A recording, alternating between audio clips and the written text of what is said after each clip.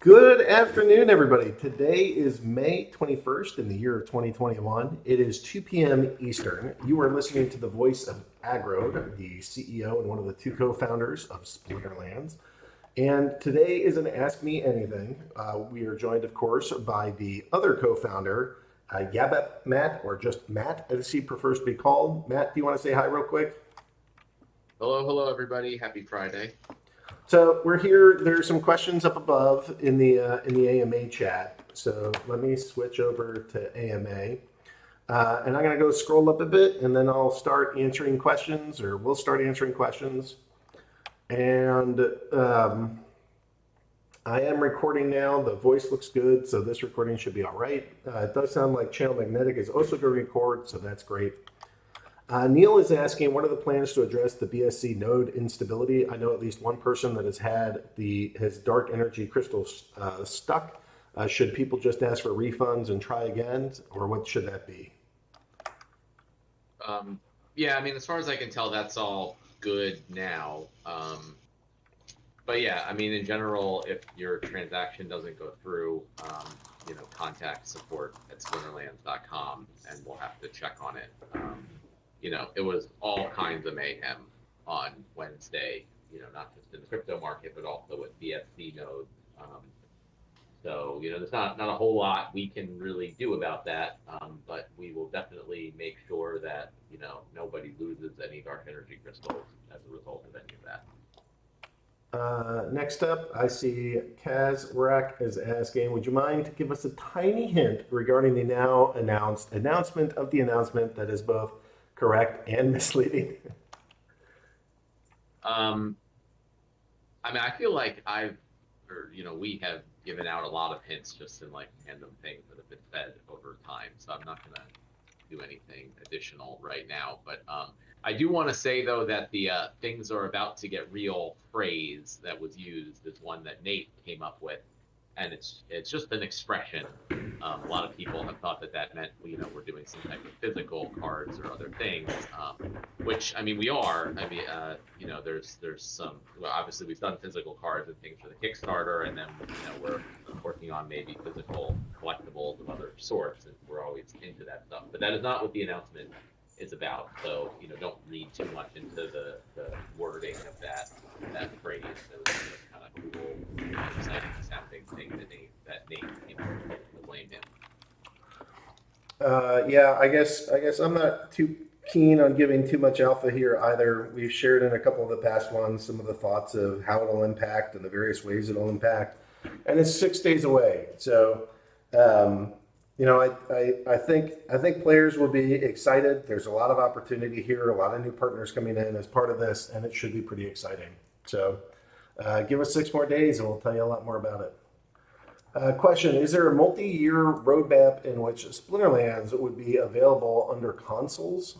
Consider the first mover advantage of having a game across desktop, mobile, and console that is globally distributed and synced via Hive blockchain. As both a collector and player, I would appreciate Splinterlands letting the community know that partnerships with major console platforms are being pursued. I don't think we have any plans with any console platforms right now. I mean, it's just not the type of game that you typically see on consoles. And as far as I know, like the Hearthstones and type games of the world, but they're just not really console games. So, in my opinion, like that's probably not the best thing for us to kind of spend time pursuing. But I mean, that doesn't mean if you're talking about multi-year roadmap. I mean, we've talked in the past about wanting to create other games of different types that are part of the Splinterlands universe and utilize some of the same NFTs. Then maybe that would make sense. But that's nothing like planned for that right now. Yeah, I don't have much to add to that. Question, can you narrate a bit more on the plot, track, or region reveal process to a location on the land map? I'm interested in knowing whether that process would, in real time, update the in-game land map when the land NFTs are bound to location. This would give me a visible way to make data-based decisions on entering into that binding process with any number of my land NFTs. I want to use this real-time map data to determine that my chance is better for getting a more subjectively valued land type at any point in time. Available land type distribution is currently skewed and biased to the water type IMO. If using a good RNG, there should be times during which this available land type distribution should be skewed. So how are we showing this in real time as people are turning in their plots? We haven't actually built that yet. But I would imagine you'd be able to see on the land map as land is being claimed. I can't really comment on. I guess once the actual process is done and built and ready to go, it will be revealed before it's actually live. So then everyone is free to look into it and decide how they want to utilize that. When the time comes, I can't really talk about it yet because we haven't actually built it. So it sounds like there's still some options, but it also sounds like there's going to be some information as plots and claims are redeemed. Okay, if Splinterlands were to go put up full featured and in-game card market, would that trigger KYC and AML regulatory compliance? Given that Splinterlands community hits enough scale to be applicable under government rules? If not, why not put one in? You already provide the ask side of the market. IMO, a lot of potential mainstream players in growth will not be crypto savvy enough to feel comfortable going to partner sites to perform transactions on a blockchain. Well, I mean, I know Peak Monsters has bids and things. So first of all, it shouldn't trigger any KYC AML stuff because it's a peer-to-peer marketplace that just runs on the Hive blockchain. So it's not. It's not like you're sending your funds to us, and then we are performing the transactions or anything like that. But as far as are we gonna provide some of the features that Peak Monsters is providing? I'm not sure. I mean, I think since it's NFTs, it's not like a fungible token market where bid and ask kind of make more sense. So we're mostly just trying to keep it simple and just the same as most other NFT markets that there are, OpenSea or whatever. There definitely could be more features that we add to it, but we do also want to help people feel comfortable going to partner sites. And I think one thing that we would like to do, especially as we roll out the rentals feature, is to promote other third-party markets from the Splinterlands website directly, so people can know that they are good, trusted marketplaces, and just we want to encourage third-party development for markets and other things as much as possible. So I would say we look to go more that route where just try to make people comfortable with using trusted third-party marketplaces to provide more features. Now, you mentioned the rental market. Any update that you want to share about that and where that's at? Is that still just in process? I mean, it's like the back end for it is pretty much all done at this point. Needs testing. I got some designs from Nate to implement on the front end, and I'm going to be kind of sharing details, like technical details with Peak Monsters soon, and I guess if any other markets or developers are interested in those technical details, we can share those. But yeah, that's where we're at. I don't have an exact timing because like every time I think like, oh, it'll be done this week, and things come up where it doesn't get done this week. But I mean, like at the final stages of like testing and putting everything together. All right, next question. Are there any future plans to reward Splinterlands community members in Dark Energy Crystals when they put up a game server Splinterland node to support larger scale on gameplay? For example, a Splinterlands developer portal from which we can download a Splinterlands provided Docker container to run on a cloud provider that provides distributed community-based Splinterlands gameplay support, similar to what Gal Games plans on doing. I would say not necessarily Dark Energy Crystals, but we do have kind of longer term plans to do exactly that, to kind of expand the network and decentralize the network more by allowing people to run their own Splinterlands nodes. But there's just a lot that needs to go into doing that. I mean, there's a lot of potential security issues, and things, more code reviews and cleanup and stuff. And so that, that's one of those projects that sort of gets worked on here and there, when there's time, but it's not like as high priority as getting out all these other features. But it's something I would personally love to see. Um, so it's, it gets worked on, as much as I can, and we'll hopefully it'll be a reality at some point. Nate here is asking, there's been a lot of fraud within liquidity pools in general recently, especially on the Binance Smart Chain with people explaining the code. Can you go into how involved the team is with the dark energy crystals, BUSD liquidity pool? How confident is the team that the code has been checked for bugs and for any types of exploits that can lead to fraudulent activity? Are there reassurances and or insurance should something happen? Yeah, no, that's a good question, and I haven't totally caught up on everything going on BSC recently. But the DEC BUSD pool is just a standard basic pancake swap pool. And I haven't seen, although like I said, I haven't looked into everything, that there's been any issues with that. And those, pancake swap pools are basically copies of basic, Uniswap pools. So it should be like there's no additional, functionality as there are in many other DeFi platforms. It's just a basic AMM style pool for trading the two tokens. So I would say there's pretty low risk there, relative to everything going on.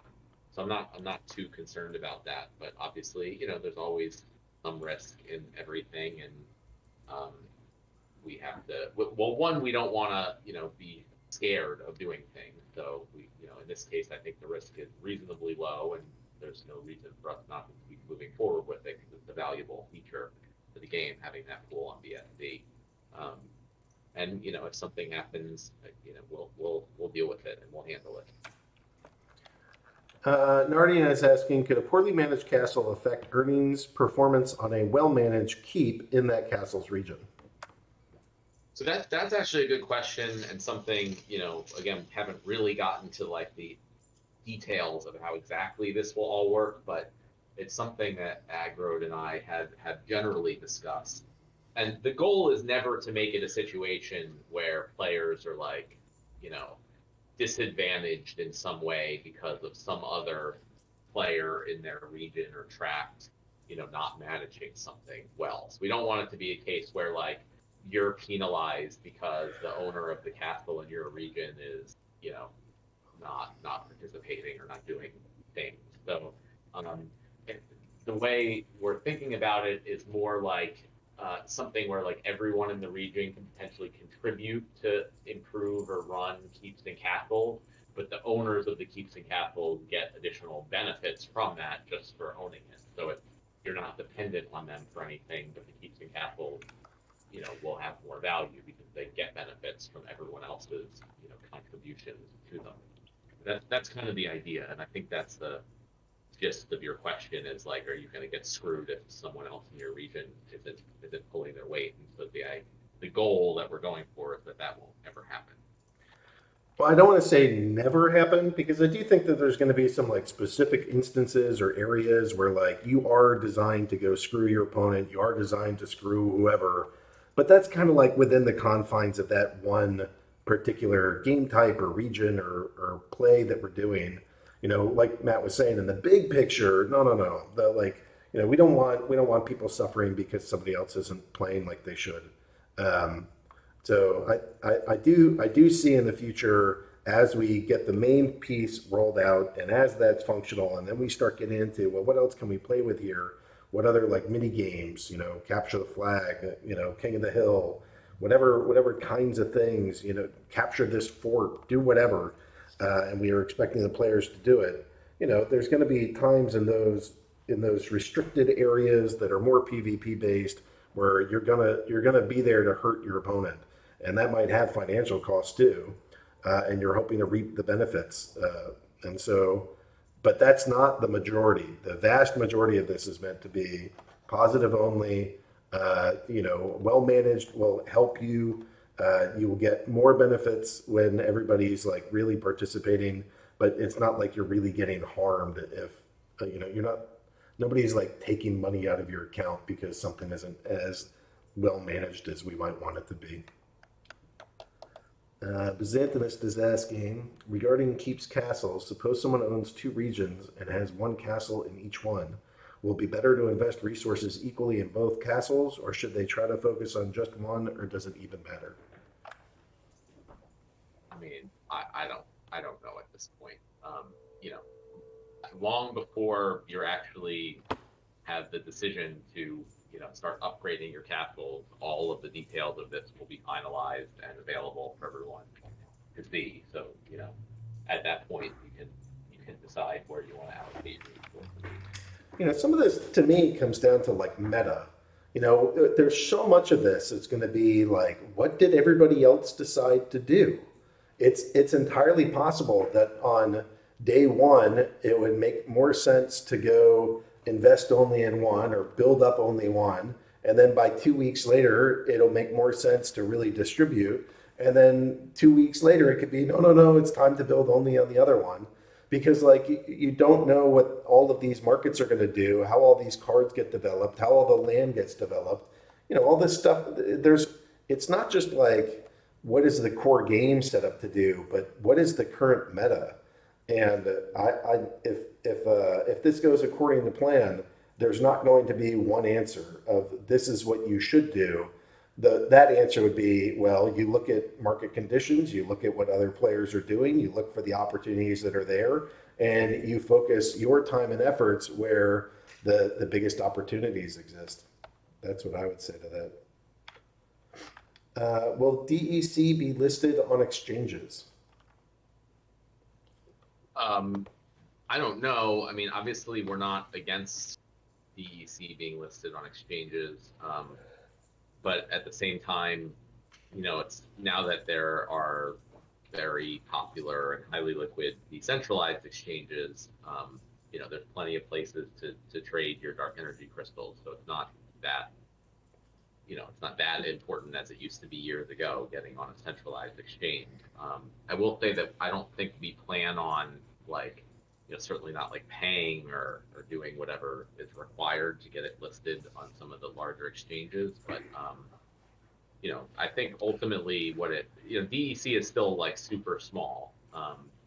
So I think over time, our goal is to just grow everything, in the game, which would include dark energy crystals. And at that point, it should be easier to get it on exchanges without us really doing much. We're hoping exchanges would start to come to us,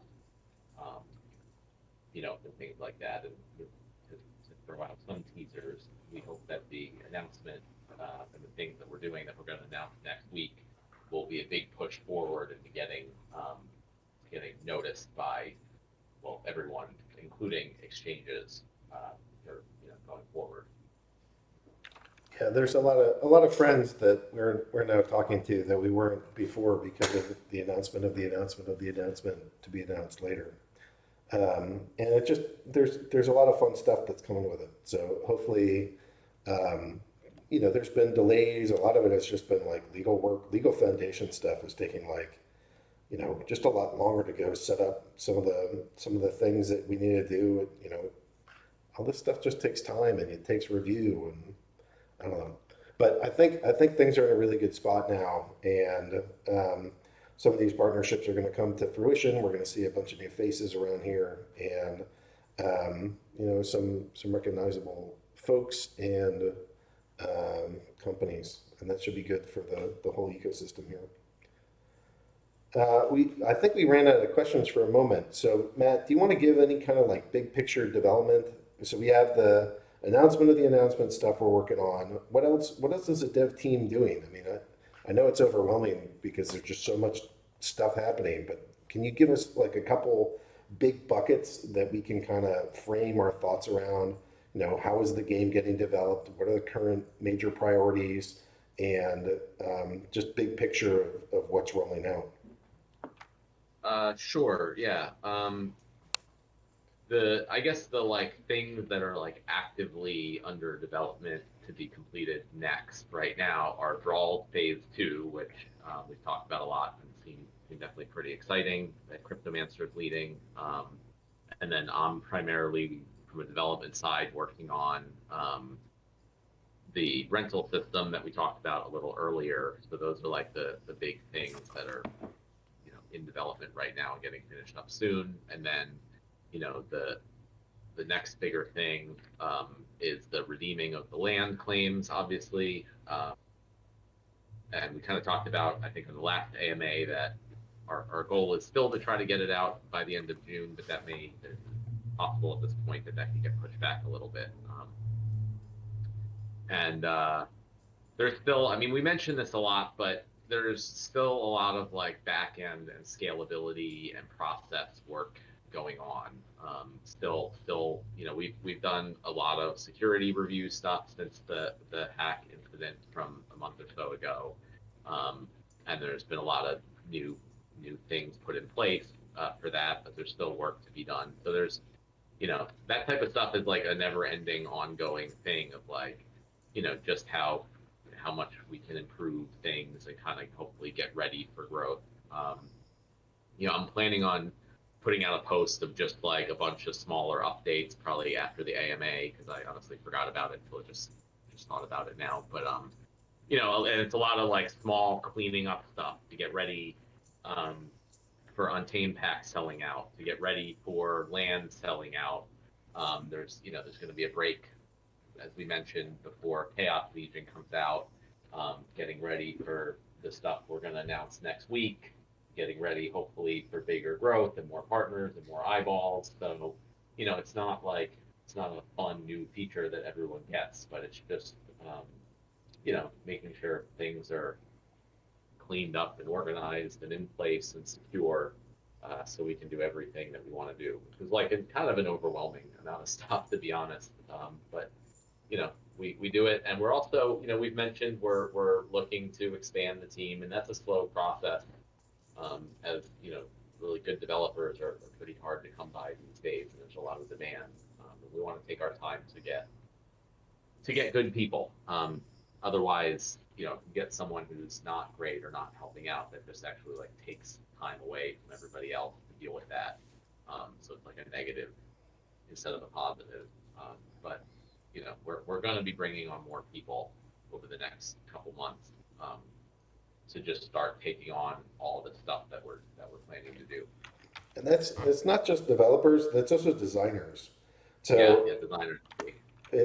one of the things that I've been shocked by in the process of the development, and again, I'm tangential to a lot of this, but having been pretty intimately involved for nearly 3 years now, I just have been shocked by how long the design process takes and how many tweaks you go through. And then after we've done it, and then we've tweaked it a couple times, and then we put it out there, and then it really gets like crowdsourced levels of design input, we have to go kind of redo things again. And so, one example of this was the it's your collection score, and like we had Cryptomancer sort of like coding it 3 different times, and so it took almost 3 months for each different time to code it and redo it and code it and redo it. And that just having been doing this longer and really appreciating the design process, both the visual design, but also just like really clearly identifying what is the problem, what are we trying to fix, how are we solving it, how are we mitigating any other issues, and then how are we visually like showcasing this. All of that has taken far longer than I would have suspected before coming into this. I would have said, the real challenge with code is just getting developers to type stuff into computers and have it magically appear. And that is a challenge, but I think I've come to appreciate that the design side, that if you have like a perfectly implemented, really well thought out back end, like pen and paper Excel sheet design, and it has great forward facing front end, and then you hand that to a developer, they're like, oh, okay, and they can just bang it out. So it's been fascinating to me to appreciate that, and so that's actually one of the reasons why I'm excited to go see that. We're interviewing more folks for the design side to either help us speed up the projects that we're working on, or start thinking about what other projects can we add if we have a larger team, and what other utility can we give these cards, or how many other ways can we consider using them. So that all, I guess my key takeaway there is not only are we adding developers, we're also adding designers, and in some ways it feels to me like a really good thought out design is the kind of thing that cuts your development time in half. And if I pull out a reference from my PhD chemist days, my advisor always said it backwards with a fair amount of snark. He would say, "One day in the library will save you 30 days in the lab," which is to say, or I guess 30. Yeah, I guess he would say it backwards. He'd say 30 days in the lab will save you one day in the library, which is just like, if you do all the work up front, it can usually save you work on the back end. So that's random deep thoughts on the design and development process by Aggroed. Hopefully you guys don't feel too much rambly there. All right, back to a couple questions. Have the rarity chances been determined yet for when we unpack our land? Same as Untamed? No, the chances haven't been specifically determined yet, but I mean, we're planning on going with something similar to the card packs rarity, maybe tweaking a little bit depending upon how the numbers look. But that's going to be our starting point. Paul TRX is asking, how are tournaments on mobile coming? This has been a feature that I recall many have been wanting for a while. How are the mobile numbers looking in general? And how have the mobile reviews been?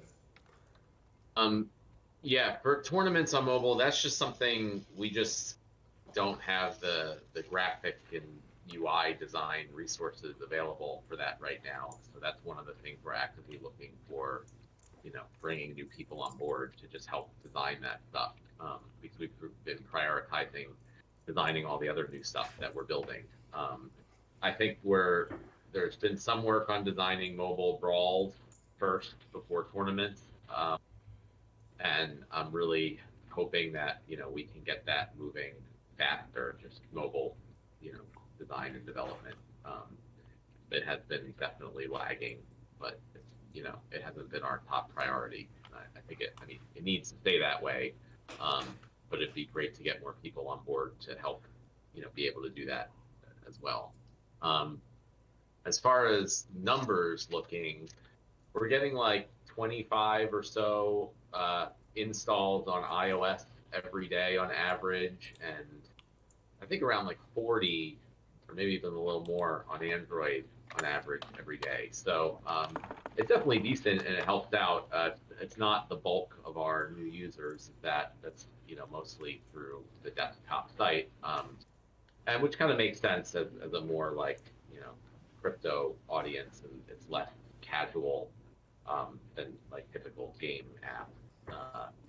And that's also why that's our primary focus with things. But it's definitely beneficial. We definitely have a decent new player growth and player base that plays on mobile. So even if it's not the like number one top priority, it's definitely pretty important to us, I would say. Reviews, I don't know. I have to look. But if anyone wants to help with reviews, please feel free to go add good reviews to the various stores. I'd like to talk just a little bit or quickly about how new stuff is going. We're at nearly 90,000 registered players or total accounts in the ecosystem. So maybe by the end of June we'll actually hit 100,000. It might be in July, but if the announcement goes well and things start happening, we could hit 100,000 registered users by June, or sometime in June, which would be pretty exciting. In terms of spellbooks, we've had, or signups, we've had 6,321 signups so far this month. For spellbook purchases, we're seeing thus far we've had about 1,000 or a little over 1,000. So that's pretty good. We're seeing for the total, yeah, in maybe by the time that we get to the announcement, we'll actually have right around 25,000 total spellbooks that are active. So those numbers just keep creeping up and keep growing. And so those are, I know folks like to hear about that. And for when we hit June, I'll go put out a post about it. But there's some good growth in there. There's a good, steady progress and new players coming in. I mean, 6,000 new accounts. And with like free to play games, you don't see 1 in 6 of them getting involved in the game like that. Those numbers are typically far lower. So we're seeing good engagement by new players that are coming in, certainly more than like your traditional mobile games. And that to me it's a good, healthy sign. And as we, as we just continue to get this message out, we continue to reach more people, and that stuff is going well. Question, Kira 1985. Simply Mike is asking, are there any new partners that will be there for Digicon? Chris and Curie aren't here right now. They actually just lost their internet. They did ask me to go post a from the announcements. So forgive me for. Let me go pull this together, copy this link, and pull this back to the AMA. So there's a link with a quick update for the AMA. It is, or not for the AMA, for Digicon. Digicon will be here tomorrow, so come join us. We're gonna bring on somebody else to go help us with Digicon. That's gonna start for the next one here. So we're gonna meet a new marketing person that will come on board and help us pretty specifically with Digicon, but also just some of the day-to-day marketing pieces as well. So that's pretty good. But I don't have all the details right now, and they are currently stuck offline, so I can't quite answer that.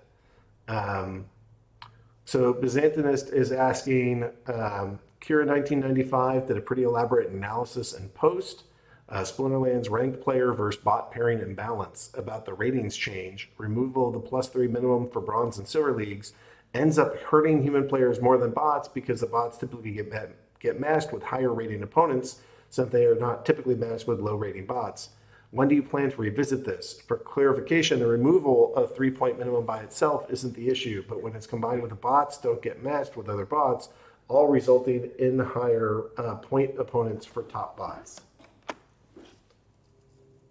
Yeah, I mean, haven't really had a chance yet to look over the data and see the results of that, but it's definitely something that we need to do. So I don't have an answer yet, but it's on a to-do list of things to review. Yeah, and when Matt and I sort of like figure out what it is we want to do for the game, and we're considering like player suggestions, we will very much weigh, hey, I have done this statistical analysis and have come to this conclusion far heavier than, hey, I feel X. It's hard to do anything meaningful with this is the way I feel. But as players are able to put together posts that show data points that we can look at, it makes it a lot easier for us to go, work with data that has been provided to go to conclusions that you're hoping will happen. All right, Simply Mike is asking, any idea of how many of those new players stick around for longer than 2 months or so? Yeah, so if you've heard my typing, I was just trying to pull up some numbers on that. So I was just looking at players who joined since like November of last year, just a random date I picked, up through like February of this year. And about 12.5% of all the signups still had at least one transaction 2 months or more later than when they signed up. So it's could always be better, but our retention and numbers are generally pretty good, compared to industry standards. But a lot of that's a result of we're not doing a lot of direct marketing, right? So a lot of our new players and our leads are higher quality, you could say, and just the nature of the game where you're actually owning assets and all that stuff encourages people to stick around more so than just the typical free-to-play game. But yeah, so the numbers I just pulled up are about 12.5% of signups were still playing or transacting after 2 months. And as always, we do what we can to try to improve that. All right, we'll pause with questions for a moment. So, Matt, is there something that you're most in particular looking forward to? Like, is it? I know you've worked really hard on the announcement stuff. Is that your kind of favorite pet project at the moment, or what do you think? What do you think is going to be the thing that helps? What is the next like stair step that we tackle to get us as a community and a game and an ecosystem? Just more eyeballs, more players, more volume, more transactions, all that stuff. Yeah, I mean, the announcement thing is, in my opinion, what is, I think going to really take all of this to a whole nother level. So I'm obviously super excited about that. That's why we're doing it. If that wasn't the case, we wouldn't be putting so much time and effort into it when we could be doing other things. Me personally, I mean, I'm super excited for the land expansion as like a player who's interested in these type of games, because I still think that it's going to be a kind of revolutionary thing. I think in the way that the land NFTs allow you to mint the new card NFTs that can be used in the regular game. And I'm obviously excited for it. I mean, the reason we do any of this stuff is pretty much Aggroed and I, and we are just very into cryptocurrency and DeFi and gaming, and everything we do, we just are thinking, what would we personally really like? So we are like, oh, it'd be so cool if there was a game that does this or that or the other, then that's something we try to figure out if we can do in Splinterlands or the future project. And that's how Splinterlands existed in the first place. We were like, it would be really cool if there was a game like Magic the Gathering or Hearthstone, but it was blockchain based, and the assets were NFTs that players could own and trade and buy and sell and all that stuff. And that's where the land expansion also came from too. It would be really cool if we could have sort of an empire building game, and that would allow players to make the new card, because as players, that's something we thought would be really cool and we like. So that's like a player. I'd say that's what I'm most looking forward to. But obviously, what we're planning to announce next week is going to be a part of that, and part of kind of everything we do, and just help take all of it, to another level, with new partners and people helping out in the industry. So it all kind of works together to hopefully just create a really super awesome product. Yeah, I would echo that. In the short term, when Matt first proposed some of the announcement stuff to me, I was just like, okay, yeah, we should do that. That's a good idea. I'm on board. How do we make this happen? Zero resistance. Tell me how I can support. What do we need? Matt nailed it. And I think in the short run, it's going to be really helpful for the game. And some of the partners that are looking at this and saying, yeah, that looks pretty awesome. That's making me feel like we're definitely in the right direction. And that's in like the immediate short term. But like Matt was saying, in the longer term, I keep thinking, Matt and I, when we get together and we try to figure out what are we going to do, we ask the question to ourselves, how do we add more utility and value to the players? That to me is the central question. How do we get back as much to the community, and how do we build for that? And And so I get not only for this land expansion, but all the future games that I think we'll be able to produce that, as money comes in from sales, as money comes in from other efforts, as money comes in for raising funds, all of that, that stuff to me is just so powerful in terms of giving us freedom and license and ability to go build additional ways that your Splinterlands cards, your summoners, your items, your spells, your monsters can all get staked, used, find different ways to earn. So I get it. Years ago, I was telling my best friends that all I want to do for the rest of my life is be snarky on the internet and design games. And I look forward to being snarky. I've had to tone it down a little as we get bigger, but I plan on staying snarky. But I love making these games, and I love putting this stuff together. And I'm looking forward to not only rolling out our Empire Builder, but now my brain is also starting to think about, as we onboard more designers and more developers, and we have more capacity, what other games can we create? What other genres can we bring in? Tie it all to these same kinds of cards and assets and dark energy crystals and your NFTs and the land and all these pieces. How do we do even more? And that, I'm sure at some point Matt is having this like nauseous feeling inside thinking about adding anything else to our plate. But with extra hands, I think we can do it. And I get excited thinking about other games and other ways that all of our cards can be used. So there's a lot of different game genres, from RPGs to tactic games to shooters to anything else. And there's some of them are better fits for blockchain than others, but with enough time and enough energy and enough resources, there's no reason why we can't have something that impacts all of those MOBAs, whatever. Find a popular game type. Let's go populate it with Splinterland stuff, and just have another draw for the exact same assets to a whole new audience.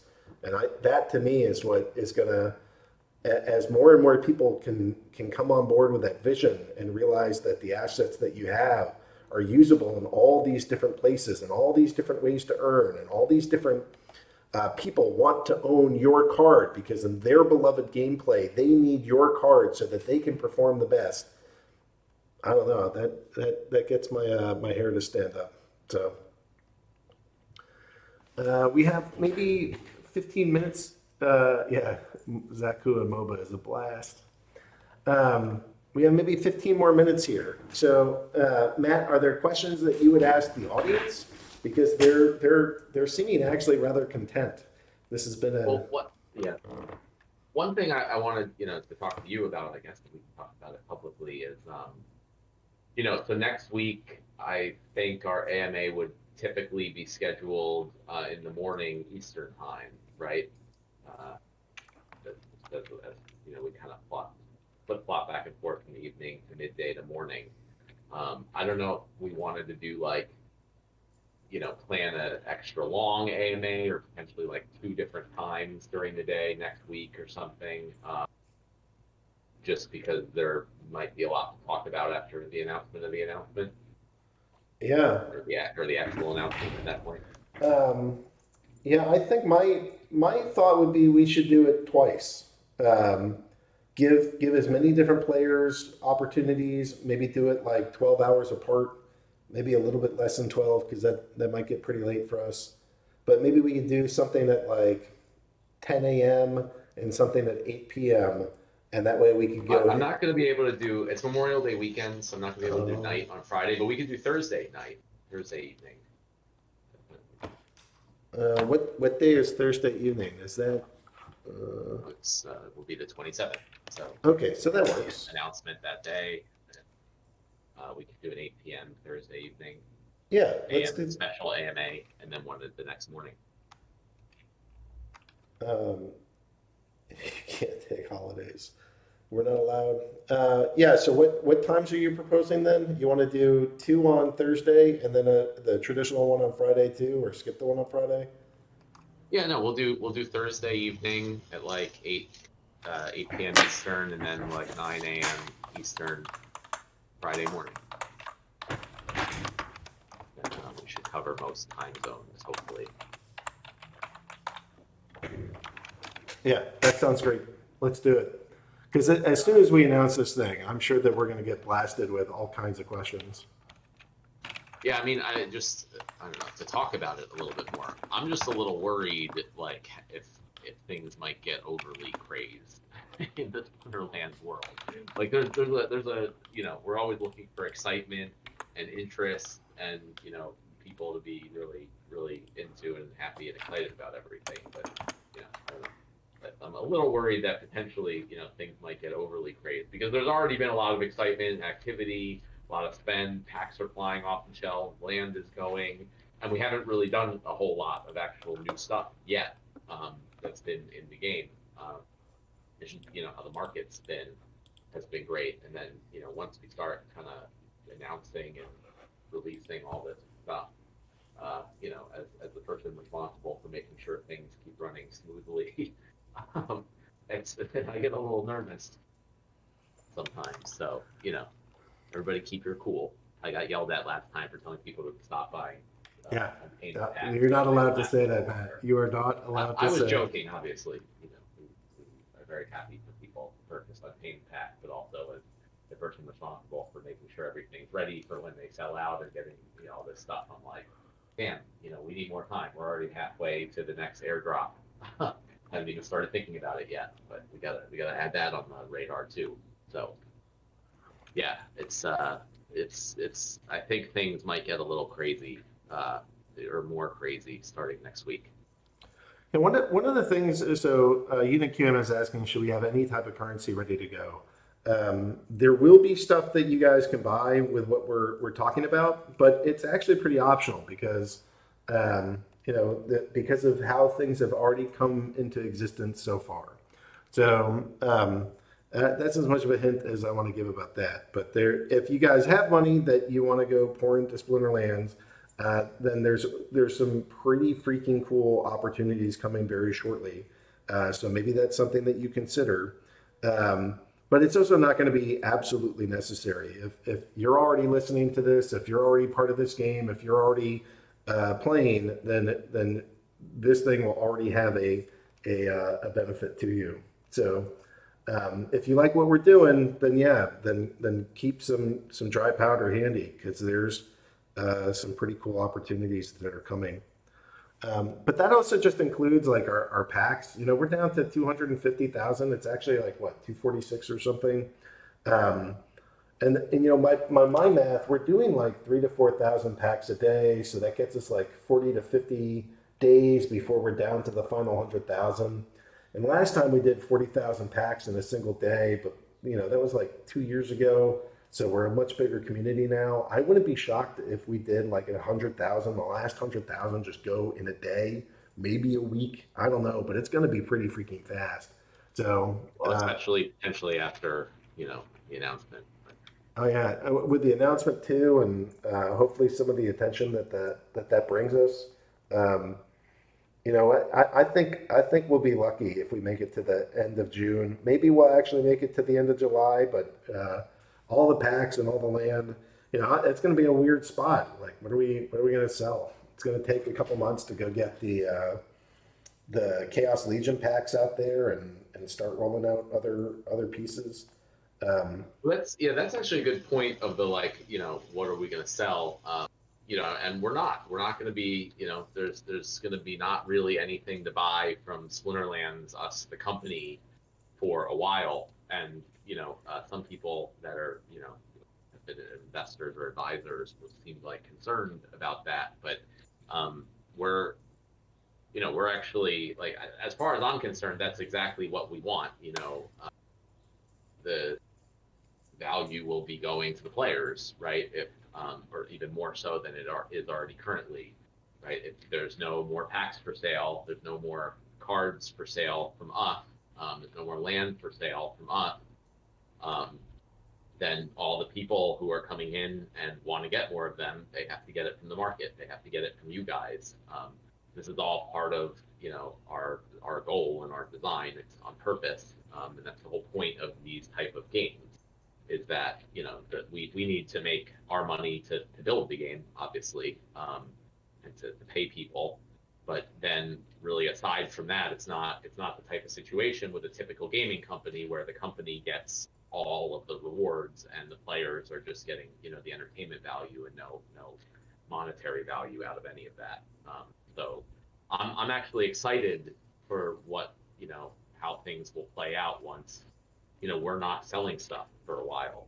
I think that it just helps. It looks great in the community if players are all talking about how they sold XYZ cards for this much money and they're paying for whatever, paying their bills, through Splinterlands and all this. I mean, that gets the crypto community and people a lot more excited to come try the game than if we say, Splinterlands raised X amount of money, the company. So that's all part of what's going on and what we're planning. And there was a question on the announcement post about like, someone felt bad that they had just spent some money in the game, buying packs or cards or whatever, and that they should have waited until after the announcement. And I know in the past when we've announced sometimes like, whenever you buy 100 packs, you get some other NFT or whatever.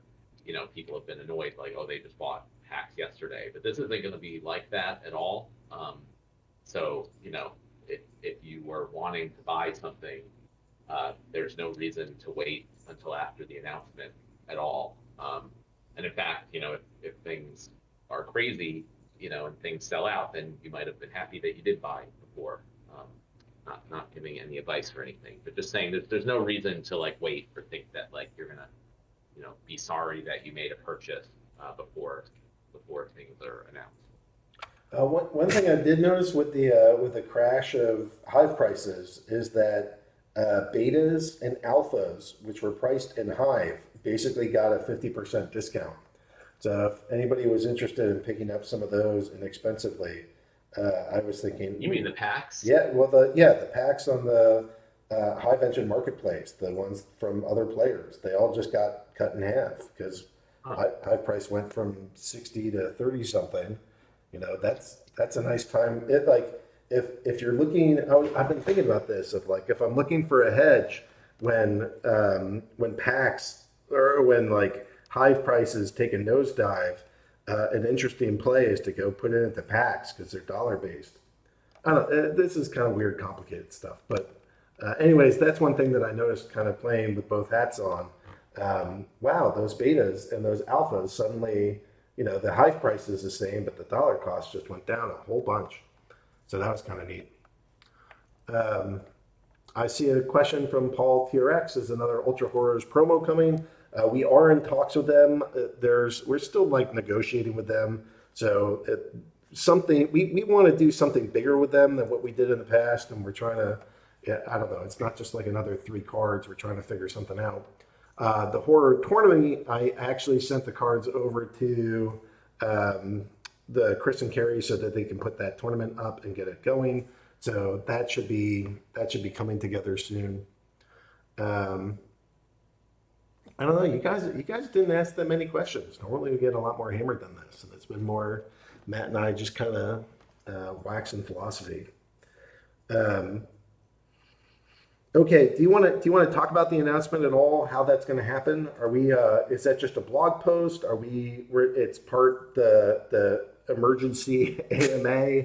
Any other ways that we're going to spread the word there? Are we going to do an individual phone call or show up at everybody's house? I would call it a special AMA, not an emergency AMA. Okay. But yeah, I mean, it's just going to be a blog post and an announcement pop up on the website, post on social media to link to the blog post. And the blog post is probably going to be an overview with links also to more detailed information, which kind of makes me think we gotta kind of get started on all that. But yeah, that's kind of the plan. As far as time of day, I don't know, but I like to do things around midday. So I look for midday Eastern time, early afternoon. Yeah. Ron is asking, is there any way to turn off notifications for the Brawl when I've already submitted my team? Yeah, message Cryptomancer and ask him to do that. All right. Well, I think we've done some pretty good alpha, giving you guys a little bit of leaks of what's here to come. I think hopefully you guys are getting excited with us. I mean, Matt and I are stoked about some of the new friends that we've made in this more recent journey. We're excited about the announcements that are coming. Yep, the next, I posted a little bit up above. It's, we're going to do Thursday evening and Friday morning. And so if you guys have questions, we're going to give you 2 time slots to go ask them right away on Thursday, and then we'll be back on Friday. So maybe it'll be a little repetitive, but I think it should be all right. You guys are, my guess is that there's going to be some excitement, some nervousness, but hopefully just like a lot of like pumped enthusiasm. So, alrighty, I think that's going to be it for today. There's a couple people that have been really pumping in, buying packs and picking up new cards. So I just want to say thanks for the folks that are doing that. If you've been recently buying, I think you'll be happy, and I don't know, we appreciate your business because Matt and I love doing this. Like this is at times it's nerve-wracking and scary, but these days the business is doing really well. We're growing and adding more people, adding more talent, and getting more stuff done. So it's pretty exciting. Anything you want to end with, Matt? Yeah, I mean it's definitely super exciting. Like I was talking about before, like all this stuff is just stuff that we would want as players. So we're excited to be able to actually build it, and also use it to play. Speaking of which, I gotta go submit my Brawl battle when it's done. All right, guys. Well, we appreciate you listening. We appreciate you playing. We appreciate you being part of our community, sharing the good word. Please make sure that you are listening and paying attention to the blog on Thursday, and we'll be around Thursday evening, 8 p.m. Eastern, so that if you guys have questions about the announcement, there's a lot to it, and I think there's a lot of excitement that'll come out of this, and we're here to answer questions on both Thursday and Friday in the special non-emergency but just totally up to date AMA. So thanks, guys. Glad to be here with you. Glad to be here with you again in just a couple days here, and we're ready for this announcement. It's going to be good times. Thanks so much. Really appreciate your time, and we'll see you next week.